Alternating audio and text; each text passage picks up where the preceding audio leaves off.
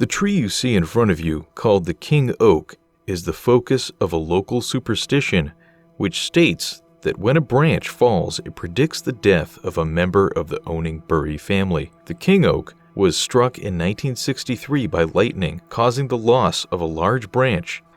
Colonel Charles Howard Bury, the last member of the Bury family line, died a few weeks later.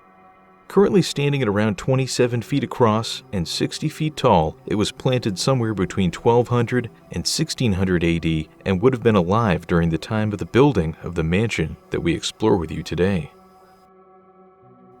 The lost-in-time mansion of Napoleon's Nemesis. This idyllic scene you see before you was the childhood Irish home of the man who would end an era of conflict during one of Europe's most famous battles by defeating his nemesis, Napoleon Bonaparte, who was born the same year as him across the sea in France. The land around us was once owned by the Wesley family, who were granted it by Henry II of England. Their original tower is now lost as it was replaced shortly after 1700 by the house you see today. It was built by Richard Cawley, who inherited the land of the Wesley family on condition he change his name to theirs. The house and its 600 surrounding acres originally included a lake with ships, fortified island, gardens, obelisks, and a temple on the surrounding hills. Richard would become the first Baron Mornington in 1746, and the title later became Earl under his son, Garrett Wesley. Garrett had 6 children, including Richard Wesley, who would keep the title and become Lord Lieutenant of Ireland, and Arthur Wesley, who would later become the Duke of Wellington in 1814. The brothers were to spend their childhoods at the mansion, but Garrett was careless with money, and his son Richard was forced to sell his lands around 1781 to Thomas Burroughs.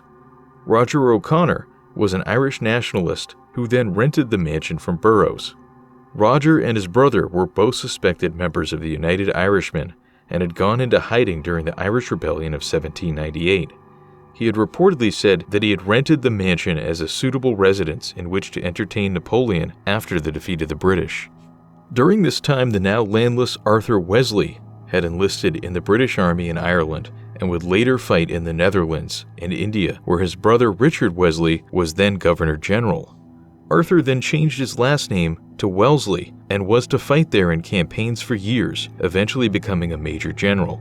During his years in India, the Irish Rebellion of 1798 broke out, where the United Irishmen, led by Wolfe with an army of 14,000 French soldiers, attempted to land in Ireland in 1796, but were stopped by storms, causing many ships to be sunk.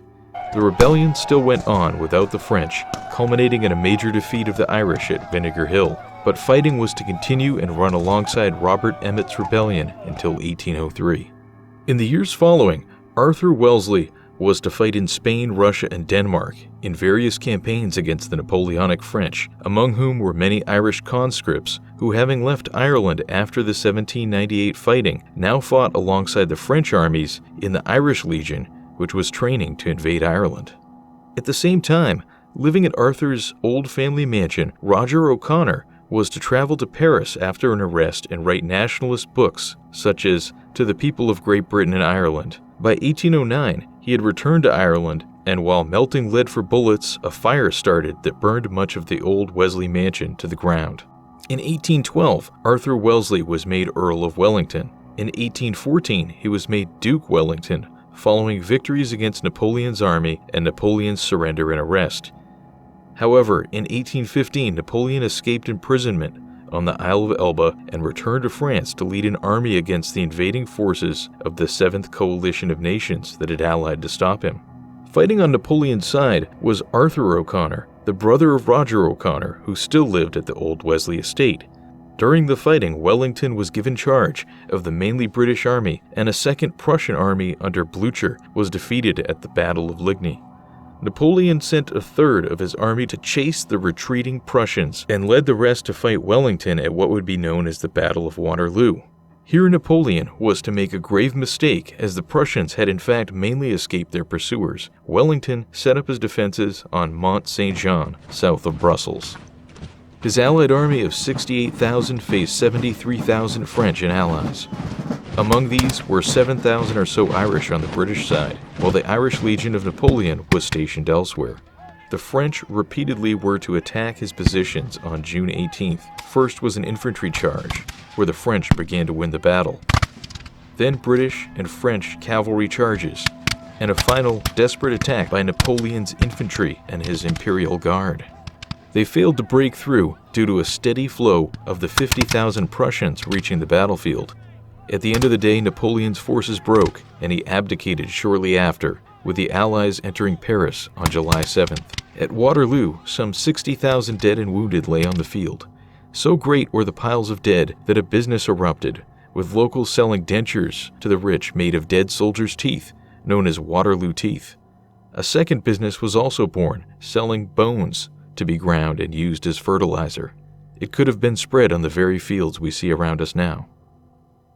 Let's walk down the old road now and see what's left of the mansion. The gray 5-bay front is still in good shape.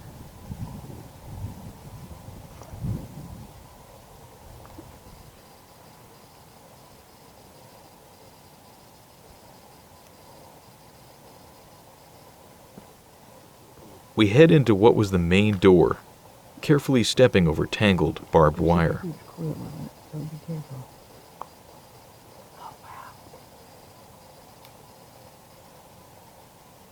Inside is a lush and green world of its own. Above us are holes where great beams would have supported the second floor.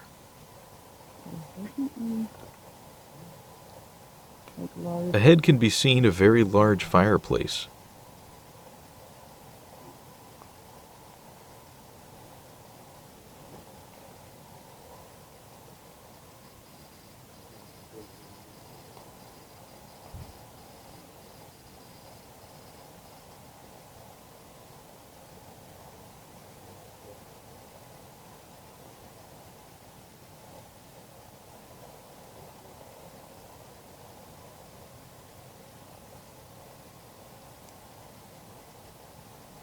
Ivy climbs the walls, and underfoot are drops where the cellar vaulting has collapsed. While we don't head down with the camera, I take a photo of the basement, which is a very fragile ceiling, and the floors of which are a mess of rusty metal, barbed wire, fishing line, and rotting boards.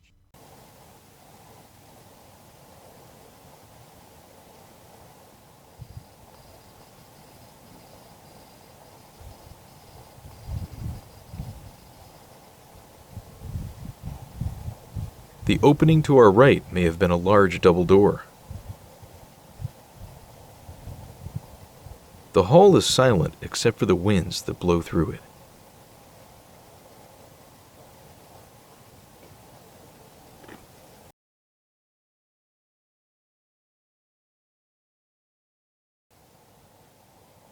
Further down the hall is a large arch I will show you more of later. From here, it is blocked by thorns and fallen trees.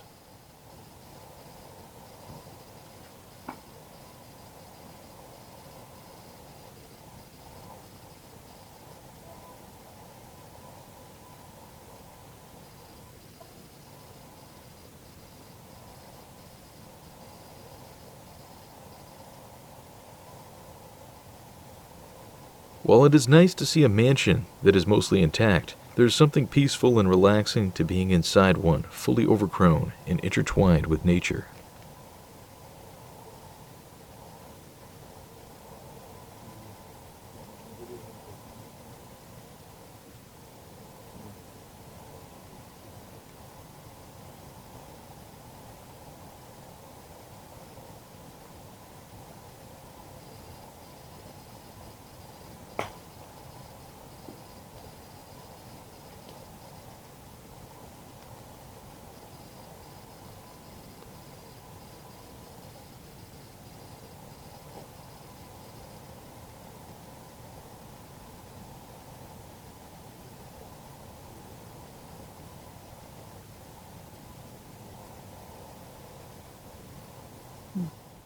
Is this open to like an animal pen or something? Because there's water and water.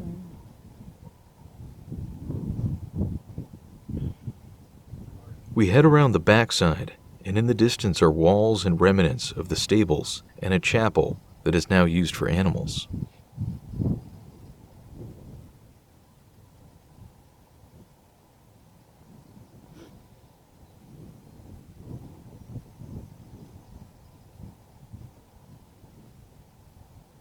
From here you can catch a glimpse of the great entrance or window on the second floor that still shows complex stonework.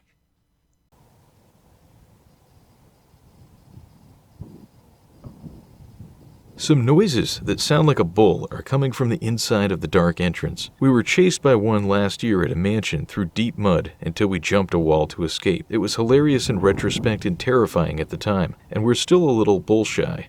We decided to play it safe as there were tracks and what looked like a pen.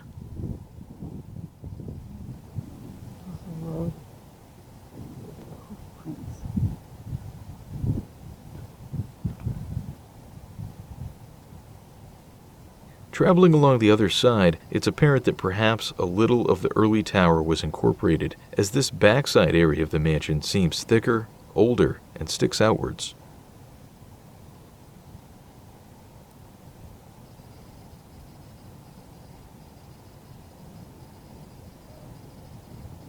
A row of old trees form a sort of grand back entrance.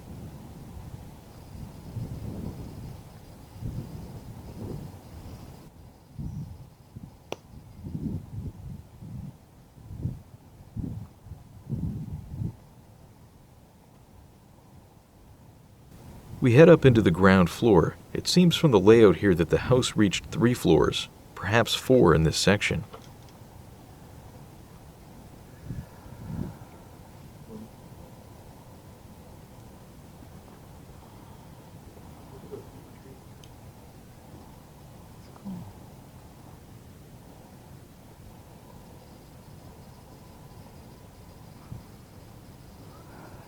I don't feel good. It's just adding up to me feeling like hell.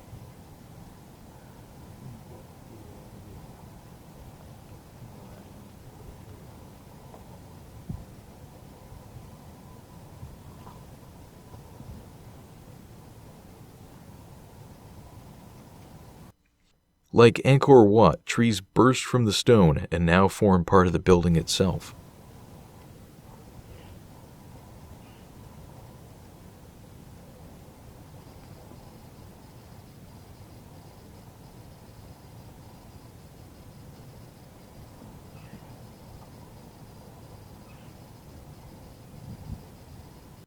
This is a special hidden little place where high above you can see the entrances and fireplaces of the old tower.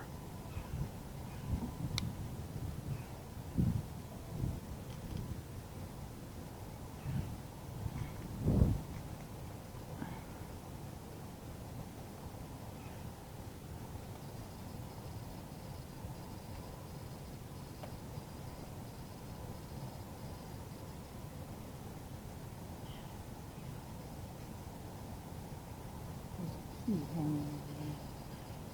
There's a key hanging from there.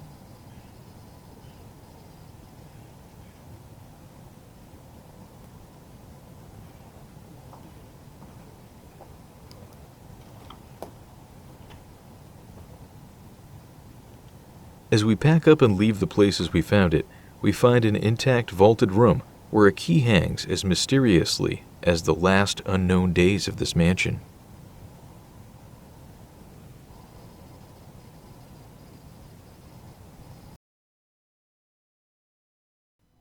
As for the characters of our story and the last days of the mansion, Duke Wellington was never to meet his nemesis Bonaparte, but he was to meet his wife, Marie Louise, years later and play cards with her, wagering Napoleonic gold coins. While Wellington had refused to fire artillery directly at Napoleon or turn him over to the Prussians, who wanted him executed, upon dying in 1821, imprisoned on the Isle of St. Helena, Napoleon left in his will 10,000 francs to a former soldier named Cantillon, who had been acquitted of attempting to assassinate Duke Wellington in 1818. Shortly after Wellington's historic victory at Waterloo, Roger O'Connor was still living at the Wesley family's old mansion, and was accused of a robbery, causing him to move in 1817, leaving his old estate to fall apart. He died in 1834 of few means in a small fishing cottage. Wellington was to later become British Prime Minister twice and died in 1852. 1.5 million people gathered for his funeral.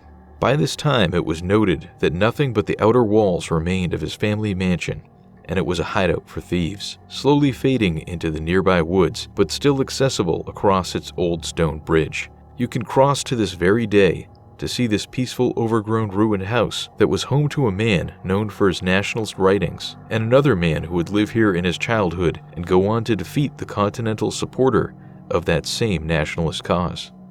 Join us next time as we explore from the air a series of abandoned buildings in Ireland in our first ever drone footage. Until then, subscribe and explore with us today.